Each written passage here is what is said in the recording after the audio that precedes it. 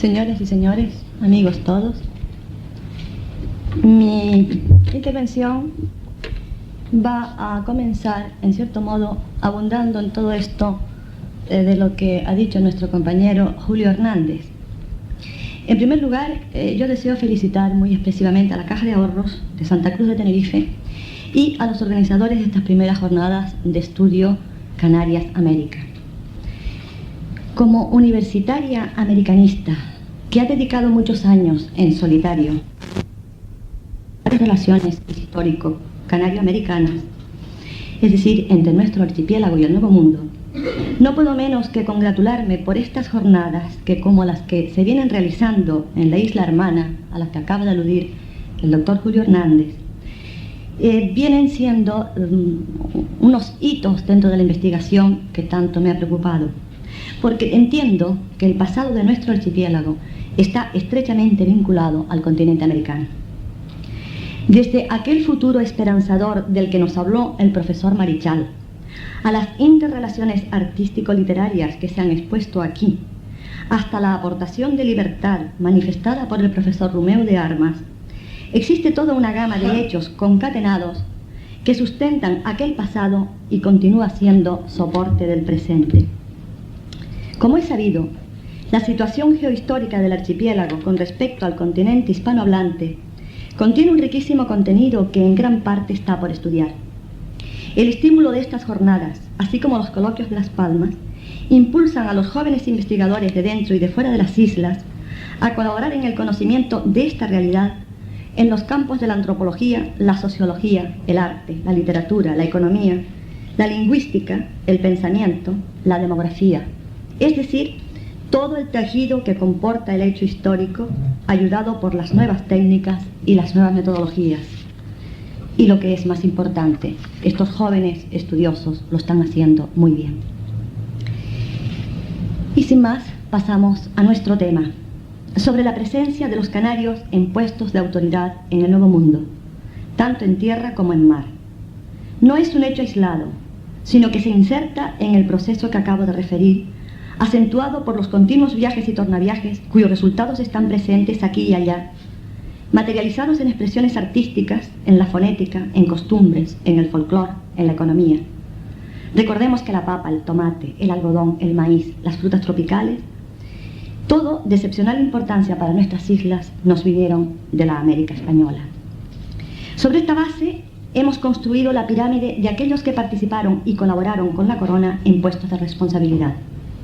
El resultado es el de varios centenares de isleños con nombre propio, procedentes de todas las islas, ejerciendo funciones de gobierno desde el siglo XVI hasta 1898. A partir de la segunda década del 500, ya hay personas ocupando puestos en la administración y en la milicia. Desde entonces, existe una variedad de gobernantes en los cabildos eclesiásticos y en los seculares, en las gobernaciones y en las sedes episcopales, en las audiencias y en las intendencias, en el ejército y en la milicia, en galeones y en navíos sueltos, en parroquias y en pueblos de misión. Atendiendo a la participación singularizada de las islas, diremos que Tenerife y San Miguel de la Palma dieron un mayor número de gobernantes, también de migración. Le sigue Gran Canaria. El resto de las islas ofrecieron una menor participación, pero además deseo destacar aquí a los lugares y villas que proporcionaron hombres capacitados para funciones a veces de muy alta responsabilidad, tales como Garachico, Tejina, Güímar, Fasnia, El Sausal, Tacoronte, Telde, Gáldar, El Carrizal, por citar algunos ejemplos representativos, junto a las villas y lugares de las islas llamadas menores, como La Oliva, Valverde, San Sebastián, Arrecife. Sin embargo, tanto por su importancia demográfica como por el tradicional agrupamiento del alto estamento social, otras villas y ciudades proporcionaron mayoritariamente hombres para el desempeño de cargos administrativos. Están a la cabeza La Laguna, La Orotava y Santa Cruz de la Palma, a las que sigue Las Palmas de Gran Canaria. Esta, digamos, distribución, creemos, tiene relación con la mayor o menor importancia cuantitativa de la corriente migratoria a través de las centurias. Aún podríamos precisar que las islas orientales tuvieron una menor participación en el trasvase humano a las Indias que las del resto del archipiélago, sin que podamos objetar como causa el régimen dual de señorío o de realengo a las que estuvieron adscritas por igual las de mayor y menor emigración. A nuestro parecer, la fuerza de la emigración atrajo a personas con autoridad que o bien solicitaban del rey la merced, o bien, sin solicitarlo, e incluso con el deseo de no obtenerlo o de renunciar una vez aceptado, se veían obligados a desempeñarlo. Es sabido que la mayor proporción de emigrantes procede del sector primario, pero los hay también de familias de la mediana burguesía y de la nobleza reciente. Algunos de estos nobles recibieron los títulos a su regreso de las Indias: el conde del Palmar, el marqués de Bajamar, el marqués de la Regalía. En menor número están representados universitarios, poetas, literatos, científicos, artistas, compositores de música e incluso inventores de ingenio e ingenieros. Centrándonos ya en las autoridades, no puedo referirme aquí más que a unos cuantos nombres que pudieran ser representativos de cada una de las centurias, pues la brevedad del tiempo no permitiría nada más. Inicio la cita con el teniente de general Agustín Delgado, que se encuentra en Indias en la década 20 del siglo XVI. Isleño mestizo, nieto de Maninidra, sobrino nieto de Fernando Guanarteme, símbolo de la participación del pueblo aborigen en la empresa indiana, a quien he dedicado un trabajito. Agustín Delgado fue un hombre de excepcionales virtudes humanas en medio de un ambiente de tensiones, intrigas e injusticias entre españoles. Un reyesuelo indígena que dominaba extensos territorios le había ofrecido su reino en los territorios de la hoy nación venezolana, que Delgado no aceptó. Murió asaetado por un indio por no querer defenderse, por no querer matar. Los cronistas le dedican los más encendidos elogios. Con él, con Agustín Delgado, se inician los repetidos encuentros étnicos con la nación venezolana, cuando aún las islas no habían configurado su identidad, cuando estaba en la niñez de su proceso, poblada por familias de los distintos reinos de España, y también por gentes de distintas regiones europeas. Pocos años más tarde, la flota de Pedro Fernández de Lugo, hacia lo que luego sería el nuevo reino de Granada, iba por almirante de esta flota Lázaro Fonte, hijo de familia catalana asentada en la isla baja de Tenerife. Ayudó a la financiación de la empresa, fue leal hasta el sacrificio, pero con todo, las intrigas de sus compañeros hizo que Jiménez de Quesada, el conquistador del río Magdalena, con quien compartió Fonte penalidades sin fin, lo condenará a muerte. Fue salvado por un cacique indio. Perdonado posteriormente, murió siendo regidor de la recién fundada ciudad de Santa Fe de Bogotá.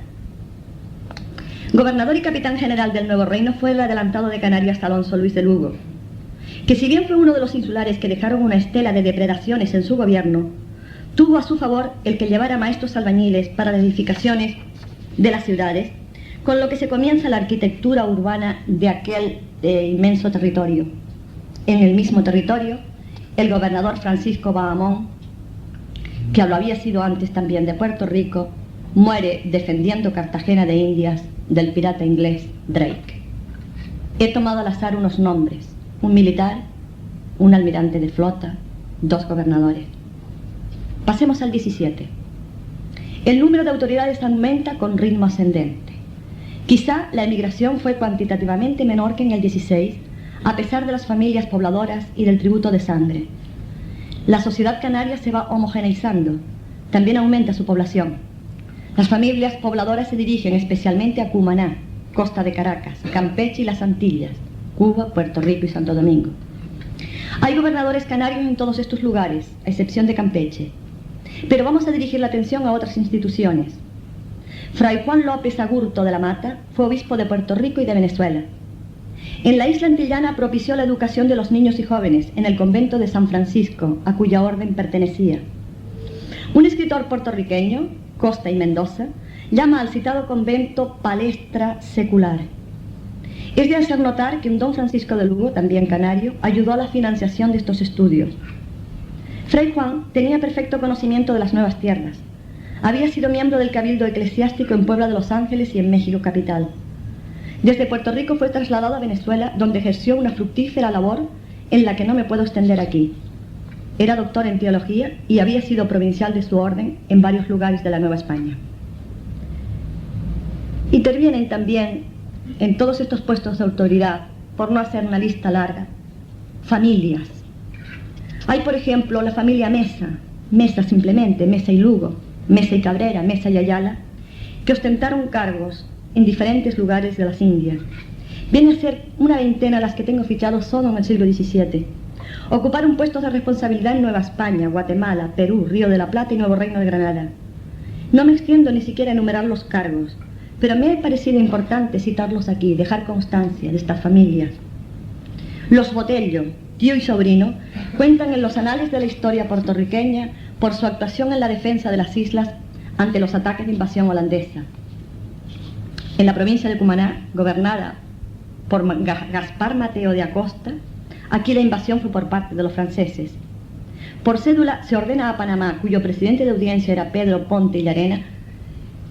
Un paréntesis, es evidente que los nombres propios que nombro son todos canarios, de manera que lo es Gaspar Mateo y lo es Pedro Ponte y los que seguiré nombrando, para que ayudara con soldados a Cumaná.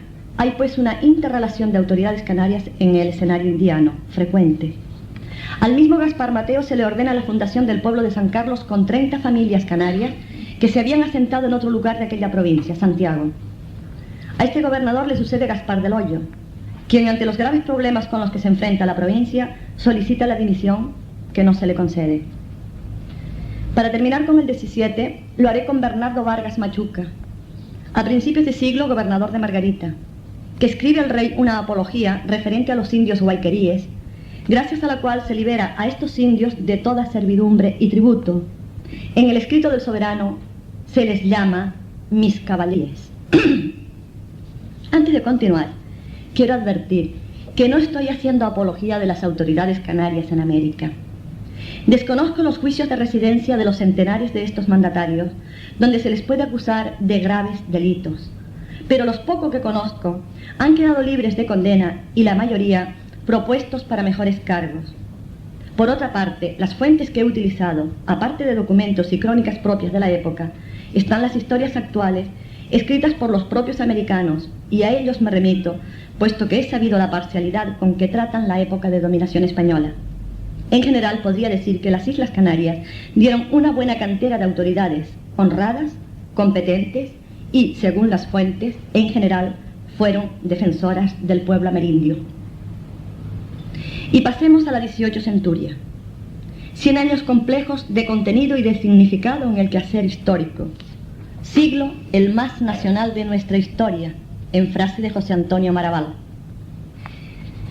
Desde la corona y su Real Consejo de las Indias, comienza a no tenerse a las Indias como un todo monolítico y orgánico, sino que se tiende a diferenciar las regiones económicas y culturales para reestructurar la administración, lo que desembocará en el reformismo borbónico, iniciado con Felipe V en 1714, y finaliza con los profundos cambios de Fernando VI, y sobre todo en el reinado de Carlos III, en los que tanto la economía, recordemos el decreto del libre comercio, como la organización administrativa va a recibir un nuevo modelo. Paralelamente, surge el movimiento ilustrado, en el que no solo cooperan con la política reformista, sino que se inaugura una nueva era con programas de estudios artesano-cultural con vistas a elevar el nivel de vida popular, en tanto que adquiere un gran impulso las ciencias naturales y especulativas. Ambos movimientos, el reformista y el ilustrado, se trasladan a las Indias.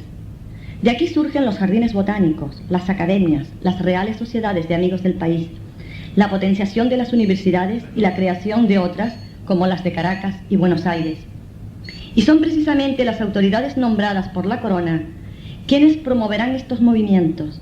Por ello, en los altos cargos se van desplazando paulatinamente tanto a los hombres de espada como a la alta aristocracia, para ser ocupados por el grupo de toga, con formación humanística procedentes de la burguesía o del estamento medio que comienza a tener fuerza en la etapa del 700.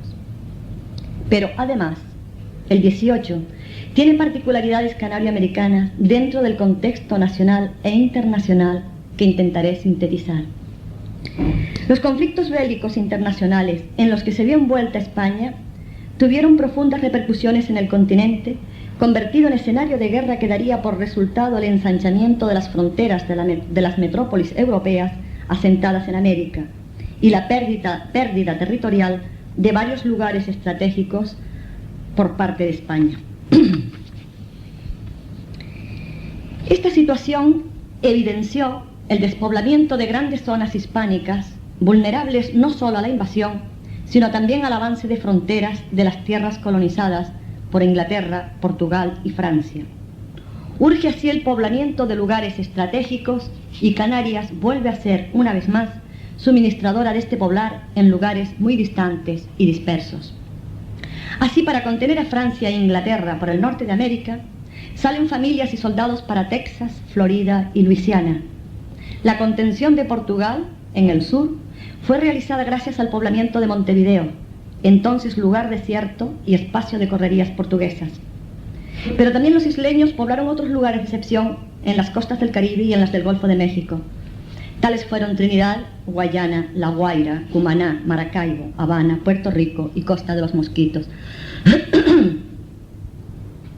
También a Canarias ha llegado el reformismo y la ilustración, así como la regulación del comercio, la primera en 1718. Hubo aumento demográfico. Las villas y ciudades se embellecen con casonas, fuentes y plazas. La economía, como siempre, tiene graves altibajos, pero ninguno de estos aspectos podemos ocuparnos aquí. Volviendo al esquema del 18 indiano, digamos que contribuyeron los canarios a la cultura enviando a la corte informes sobre la fauna y la flora de aquellas tierras, ejerciendo como ingenieros, médicos y sobre todo como abogados. Un ejemplo podría ser que los dos primeros profesores de la recién fundada Universidad Caraqueña fueron de nuestra tierra, algún otro fue vicerrector, en tanto que numerosos marinos escribirían cartas geográficas de las distintas rutas que conducían a Indias, con descripción de costas, ensenadas, escollos, dificultades de entradas y salidas de los puertos, etcétera, etcétera. Otros escribieron monografías de carácter histórico y también literario, citados por Millares Carló en su conocidísima Biobibliografía de Canarios. Añadamos que en esta centuria aumenta progresivamente el número de insulares que ostentan cargos en el Nuevo Mundo. Cuando comienza el siglo, ya está América sufriendo las repercusiones de las guerras internacionales europeas.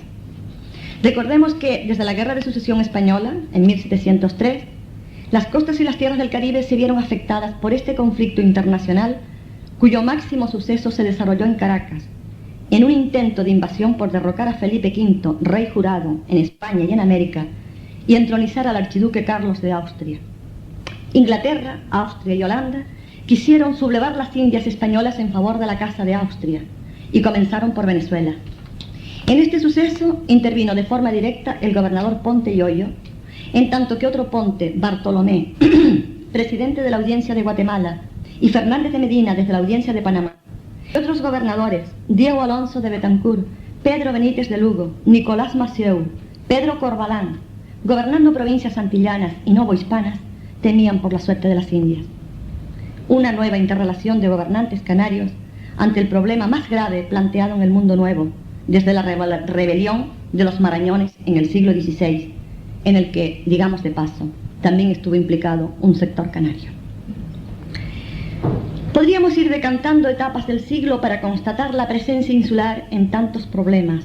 Solo me referiré a lo más trascendental y de esto solo algún ejemplo.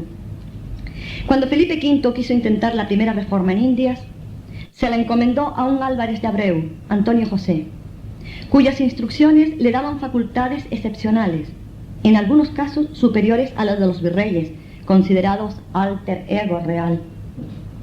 Álvarez Abreu, hombre de toga, procede del estamento medio y obtuvo una ilimitada confianza por parte de la persona del soberano.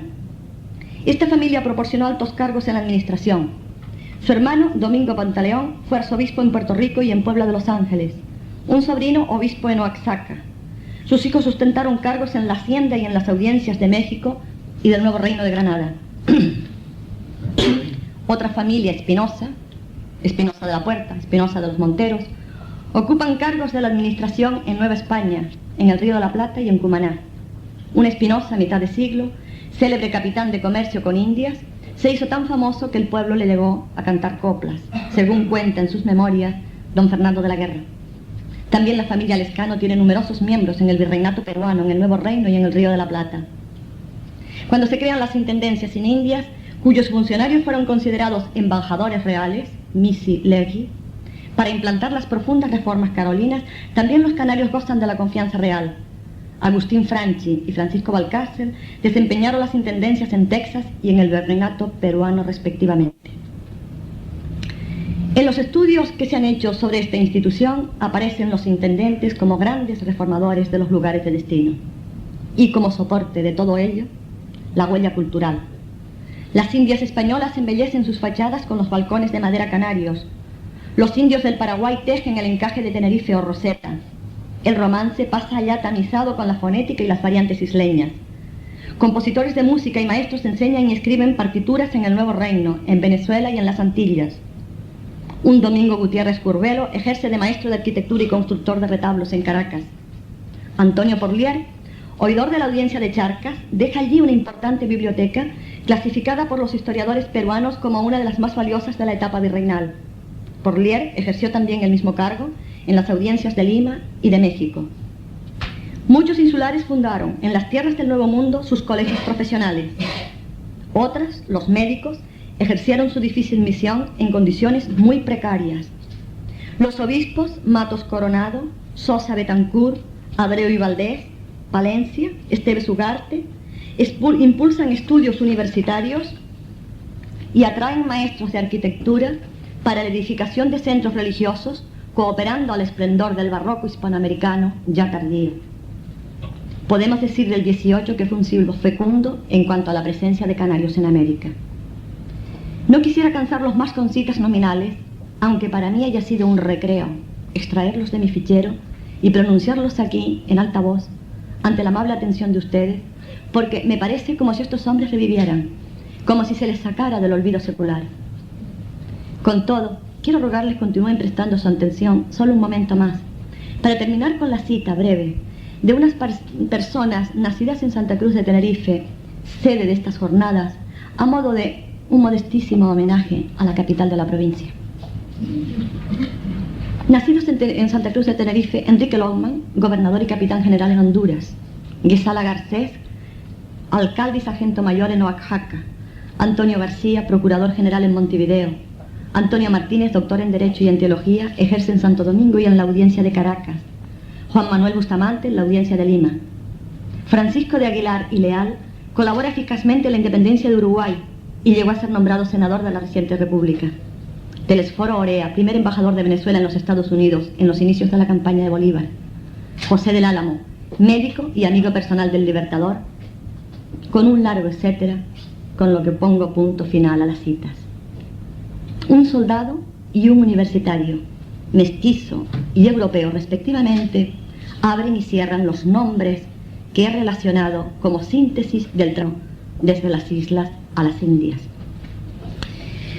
Me resta decir que desde nuestra realidad presente hemos intentado penetrar en aquellas interacciones de los hombres responsables en su parcela de amplias regiones de la vida administrativa y cultural indianas. Pero los interrogantes están casi todos por contestar. He podido conocer un poco cuantitativamente de su presencia, pero se necesitaría hacerlo cualitativamente. Y es necesario conocer la influencia del retorno en el contexto del archipiélago. ¿Qué novedades aportaron a la sociedad, a la economía, a la cultura, a la administración? Es tarea que compete a los jóvenes. A ellos corresponde desbrozar el camino que hemos intentado roturar con escasos y precarios instrumentos. Yo espero de la juventud estudiosa que continúe entusiasmándose por estos temas. Para todos ellos, mi simpatía y mi agradecimiento como universitaria y como hija de estas islas, preocupada siempre por el pueblo que partió y que parte, a las tierras hermanas de nuestra entrañable América. Muchas gracias.